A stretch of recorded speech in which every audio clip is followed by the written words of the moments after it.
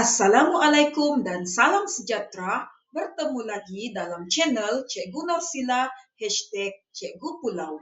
Pada kali ini kita akan mempelajari bab 1 yang bertajuk Biodiversity. Standard kandungan kita pada kali ini adalah 1.2 Pengelasan organisma.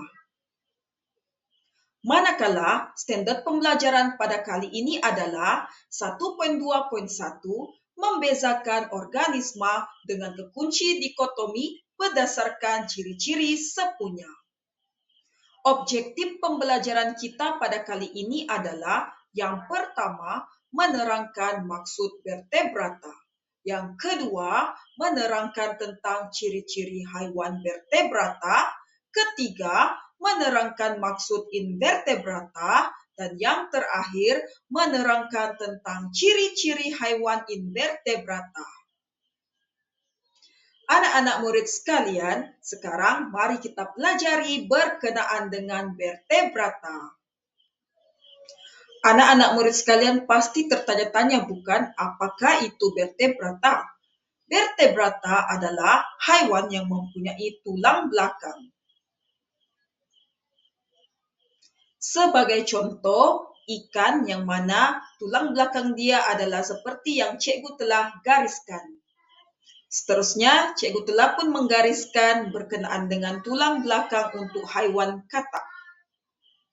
Ini pula adalah tulang belakang untuk ular. Seterusnya, kita boleh melihat contoh untuk tulang belakang bagi burung. Dan yang seterusnya, cikgu telah pun menggariskan tulang belakang untuk gajah. Terdapat 5 pengelasan untuk vertebrata. Yang pertama adalah ikan, yang kedua adalah amfibia, yang ketiga adalah reptilia, keempat adalah burung, dan yang kelima adalah haiwan mamalia. Sebelum kita mempelajari ciri-ciri sepunya untuk haiwan vertebrata, sekarang mari cikgu jelaskan terlebih dahulu terma-terma yang pelajar perlu pahami di dalam tajuk ini. Yang pertama adalah poikiloterma. Poikiloterma adalah organisma yang mempunyai suhu badan yang berubah-ubah mengikut suhu persekitaran. Seterusnya adalah homoioterma, yaitu haiwan yang suhu badannya malar dan bebas daripada pengaruh suhu persekitaran. Seterusnya adalah persenyawaan dalam. Persenyawaan dalam bermaksud percantuman antara sperma dan juga ovum yang berlaku di dalam badan induk betina. Seterusnya adalah persenyawaan luar, di mana persenyawaan luar ini merupakan percantuman di antara sperma dan ovum di luar badan induk betina. Sekarang mari kita melihat ciri-ciri sepunya vertebrata yang pertama yaitu ikan. Di mana ciri-ciri sepunya ikan adalah poikiloterma, badan dilitupi sisik keras yang berlendir, mempunyai sirip dan ekor, bernapas melalui insang, bertelur, dan melakukan persenyawaan luar.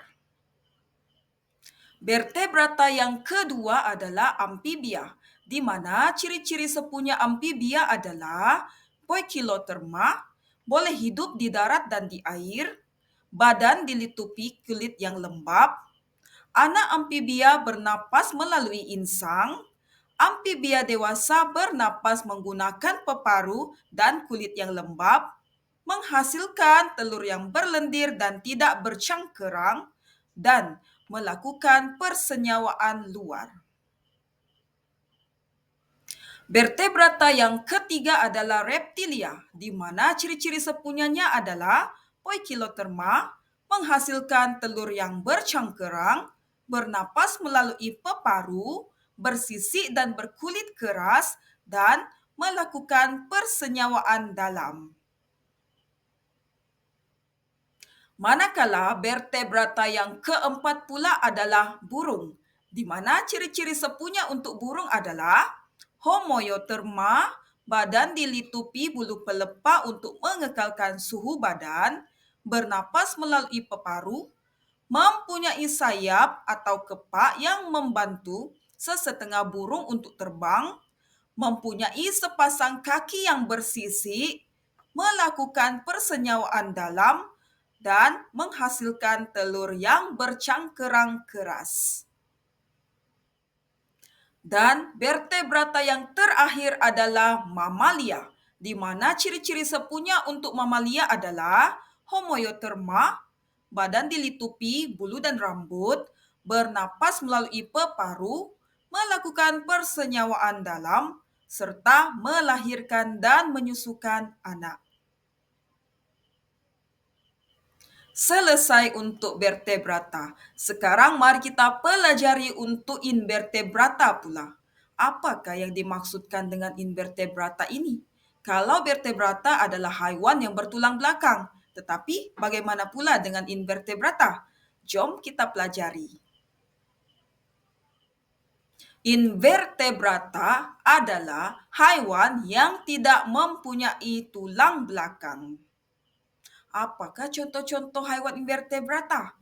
Jom kita saksikan satu persatu. Invertebrata terbahagi kepada dua, yaitu tanpa kaki dan berkaki. Yang pertama sekali tanpa kaki, di mana ianya juga terbahagi kepada dua, yaitu badan tanpa segmen dan juga badan bersegmen. Haiwan invertebrata yang berkaki pula terbahagi juga kepada dua, yaitu haiwan yang mempunyai 3 pasang kaki dan haiwan yang mempunyai lebih daripada 3 pasang kaki. Video yang cikgu paparkan ini adalah salah satu contoh invertebrata. Tetapi, tahukah anak-anak murid sekalian invertebrata ini dalam kategori yang mana? Sekarang mari kita lihat invertebrata tanpa kaki, yaitu dalam kategori badan tanpa segmen. Antara contoh-contoh untuk badan tanpa segmen adalah planaria, siput, span, dan juga karang laut. Seterusnya adalah badan bersegmen. Antara contoh-contoh badan bersegmen adalah cacing pita, cacing tanah, dan juga lintah. Mesti anak-anak semua tertanya-tanya apakah itu maksud bersegmen dan tanpa segmen. Baiklah, sini cikgu jelaskan.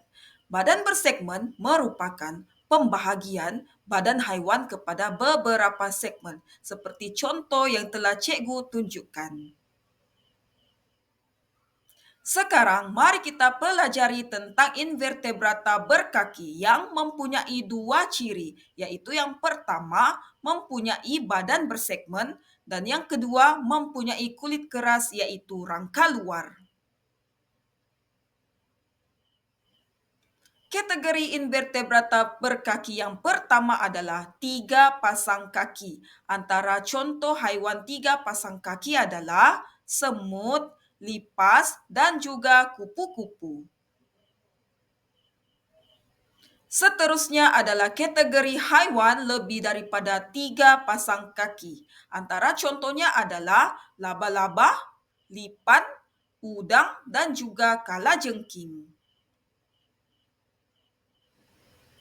Baiklah anak-anak murid sekalian, sampai sini sahaja sesi pengajaran cikgu pada kali ini. Mari kita rumuskan semula apa yang telah kita pelajari. Yang pertama, berkenaan dengan haiwan vertebrata yang terbahagi kepada 5, yaitu mamalia, reptilia, amfibia, burung, dan juga ikan. Manakala invertebrata terbahagi kepada 2, yaitu haiwan yang berkaki dan tidak berkaki. Cikgu sangat berharap agar anak-anak murid sekalian dapat mengingati apa yang telah kita pelajari pada kali ini. Semoga kita akan berjumpa pada sesi pengajaran yang akan datang.